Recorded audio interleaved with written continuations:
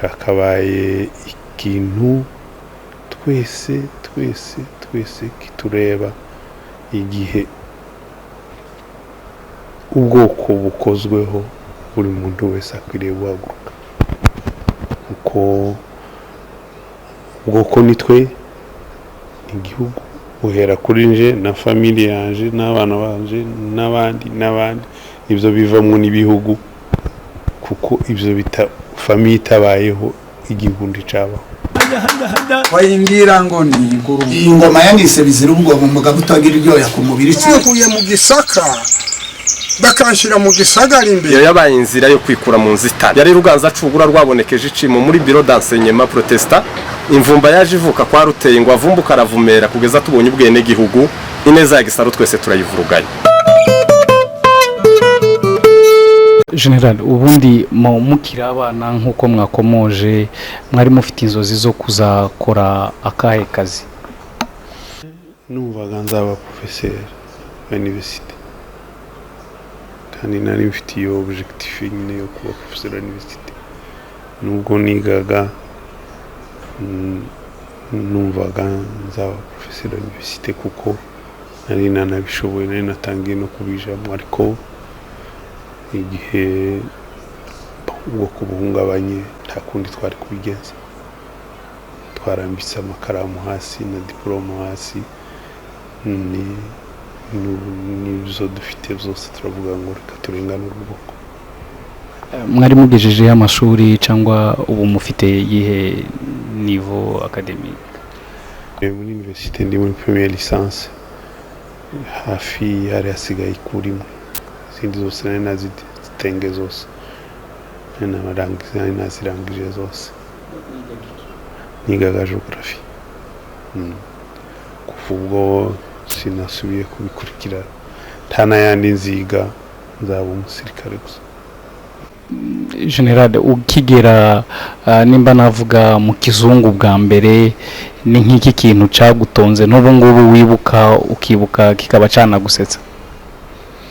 Nabonye Goudron bwa mbere manutse tuviri iwacu mu misozi urabona turamanukaga twagera Karundu hariya j'ai vu le Goudron mbonamwo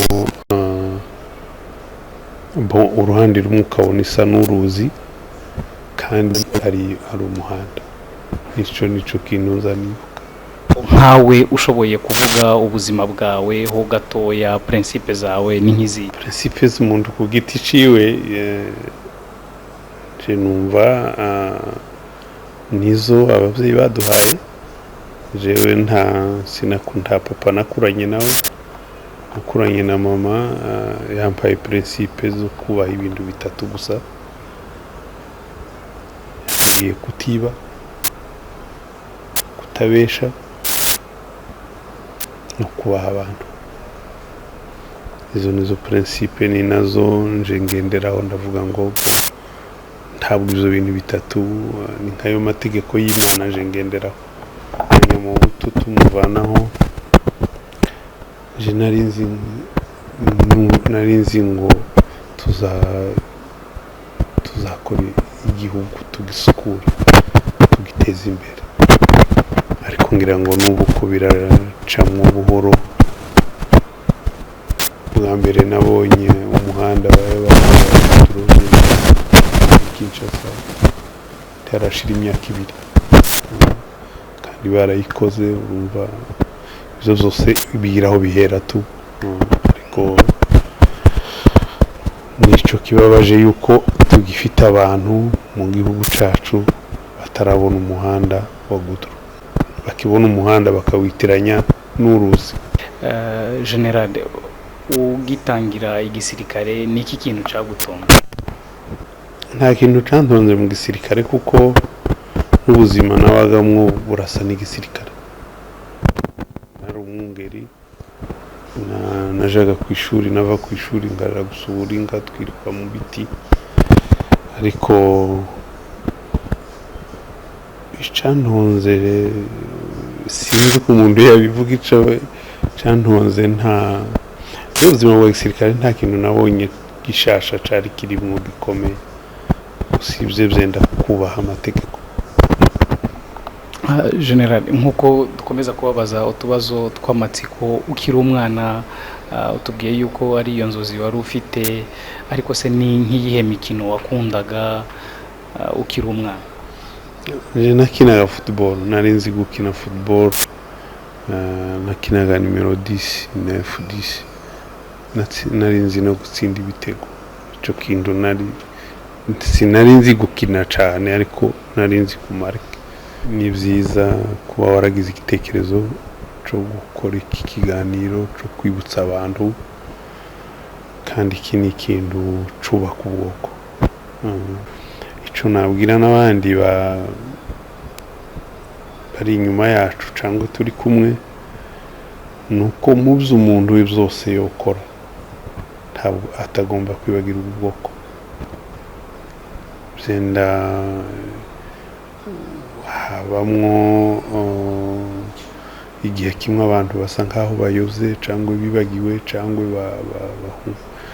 bapototseho gatoya, ariko cakabaye ikintu twese kitureba igihe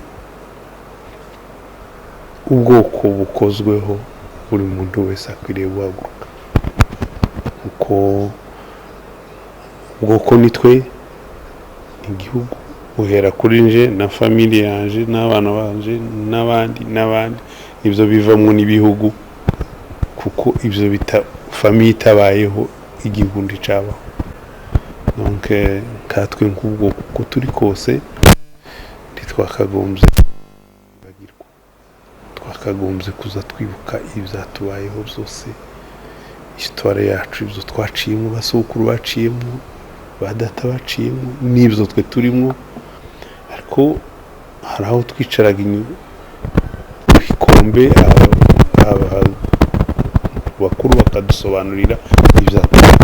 Mushisha aje kurwana n'abatuhungabanyaga n'imihembezo, ariko ubwo ni ubutwari.